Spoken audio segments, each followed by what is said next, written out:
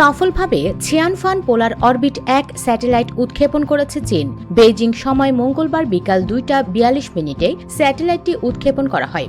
মঙ্গলবার আনাদোলু এজেন্সির প্রতিবেদনে বলা হয়েছে, চীনের তাইইউয়ান স্যাটেলাইট উৎক্ষেপণ কেন্দ্র থেকে লং মার্চ 6 পরিবর্তিত ক্যারিয়ার রকেট ব্যবহার করে স্যাটেলাইটটি সফলভাবে মহাকাশে পাঠানো হয়েছে। প্রতিবেদনে বলা হয়েছে, উপগ্রহটি সফলভাবে পূর্ব নির্ধারিত কক্ষপথে স্থান করে নিয়েছে এবং মিশনটি সম্পূর্ণ সফল হয়েছে।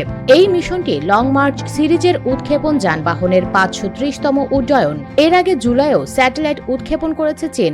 চংসিং 3A নামের নতুন যোগাযোগ ও সম্প্রচার স্যাটেলাইট উৎক্ষেপণ করেছে দেশটি। দক্ষিণাঞ্চলীয় দ্বীপপ্রদেশ হাইনানের উপকূলে ওয়েনচাং স্পেস লঞ্চ সাইট থেকে এই স্যাটেলাইট মহাকাশে পাঠানো হয়।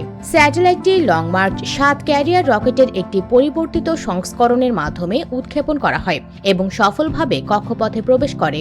যোগাযোগ ও সম্প্রচার স্যাটেলাইট হিসাবে ডিজাইন করা এই স্যাটেলাইটটি ভয়েস, তথ্য, রেডিও এবং টেলিভিশন ট্রান্সমিশন সেবা প্রদান করবে। US Bengal desk.